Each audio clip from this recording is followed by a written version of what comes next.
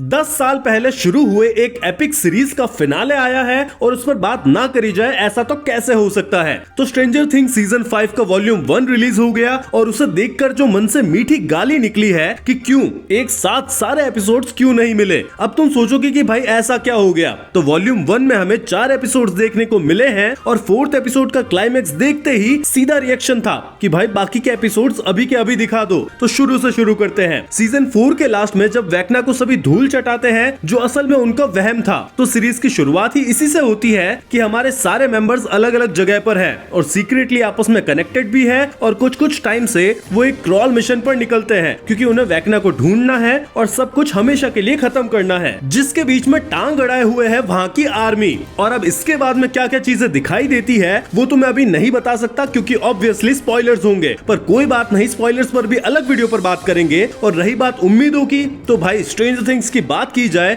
और कोई भी डिसअपॉइंटेड हो ऐसा तो पॉसिबल ही नहीं है। सीरीज हमें फर्स्ट एपिसोड से ही उस सेम माहौल के अंदर ऐसा ब्लेंड करती है मानो कुछ टाइम पहले ही तो इस सीरीज को स्टार्ट किया था और ऐसे भले ही 10 साल हो गए हो, पर सीरीज में सीजन 1 के फर्स्ट एपिसोड में जब विल पकड़ा गया था और ये सब शुरू हुआ था, उसके बाद से अभी तक एग्जैक्ट 4 साल बीत गए हैं और एपिसोड 1 की शुरुआत ही इस लेवल पर की जाती है कि दिखाई देता है भाई स्टोरी को क्या कनेक्ट किया है। और ऑब्वियसली ये इनका प्लान पहले नहीं होगा, पर स्टोरी के डॉट्स को इतना सीमलेसली एक साथ लेकर आए हैं कि ये पूरा एक एपिक प्लान फिनाले ही फील होता है, जिसमें अभी के लिए एक छोटी सी खुशखबरी तो दे ही सकता हूँ कि अपने स्टीव भैया अभी भी सही सलामत है। इतना तो चलता है, इतना तो बता ही सकता हूँ। और सीरीज में कुछ ऐसा भी देखने को मिलेगा जिससे थोड़े चांसेस बढ़ गए हैं कि अपने स्टीव भैया सलामत ही रहे। अब वो लास्ट के 3 एपिसोड में पता चल ही जाएगा, पर एक कैरेक्टर के साथ में काफी ब्रूटल तरीके से बुरा भी होता है और वो एकदम अनएक्सपेक्टेड ही था। और अनएक्सपेक्टेड की बात की जाए तो कुछ मूवमेंट समझ में आ जाते हैं, ऑब्वियस लग जाता है कि इनका रिवील कहाँ होगा और क्या होगा।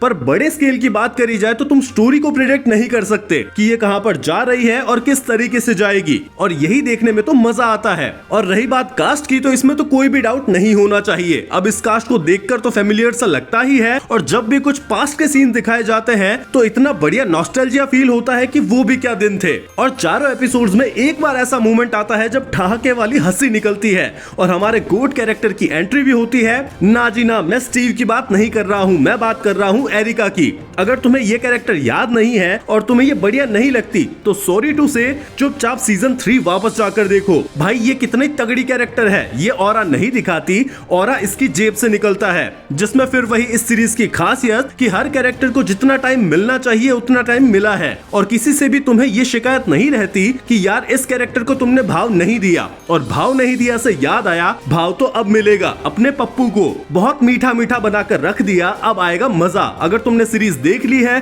तो समझ गए होगे और नहीं देखी है तो भाई किसका वेट कर रहे हो, क्योंकि रेकमेंडेशन की तो यहाँ पर बात आनी ही नहीं चाहिए। स्ट्रेंजर थिंग्स का फिनाले नहीं देखोगे तो फिर किस सीरीज का फिनाले देखोगे। और इफेक्ट्स की बात की जाए तो इसमें प्रोडक्शन क्वालिटी हर सीजन में और भी बढ़िया होते जाती है। और एपिसोड 1 के स्टार्टिंग में जो सीन दिखाया जाता है, हाँ वही जिसके 5 मिनट्स को यूट्यूब पर पहले ही रिलीज कर दिया गया था, उसमें ऐसा लगता है कि विल को डीएज किया है, पर अकॉर्डिंग टू मी इसमें एक छोटा एक्टर लिया है और उस पर विल का डीएज फेस को फिक्स किया है। पर यह काम काफी बढ़िया तरीके से किया गया है, बस कभी कभी काफी ज्यादा ही स्मूथ लग जाता है जिससे थोड़ा वाली फीलिंग भी आती है, पर यह कोई कंप्लेंट नहीं है। भाई 10 साल पहले का तुमने एक्टर का ये सीन रिक्रिएट किया है और वो भी इतना परफेक्ट, यही काफी जोरदार बात है। बस एक थोड़ी दिली इच्छा रहेगी, हाँ मतलब दूसरी इच्छा, क्योंकि पहली तो यही है कि स्टीव को बढ़िया एंडिंग मिले और दूसरी ये कि माइक को भी अच्छी एंडिंग मिले, मतलब 11 के साथ में। बस माइक और विल को एक साथ में सेटिंग में ना बिठा दे। बस एक मीम देखा था तो बस ये नहीं चाहिए। पर स्टोरी कहां पर जाती है ये तो पूरा क्रिएटर्स पर डिपेंड करता है और उन पर भरोसा भी है कि वो बढ़िया ही दिखाएंगे। और जिस क्लाइमेक्स पर इसे छोड़ा है अब वेट नहीं हो रहा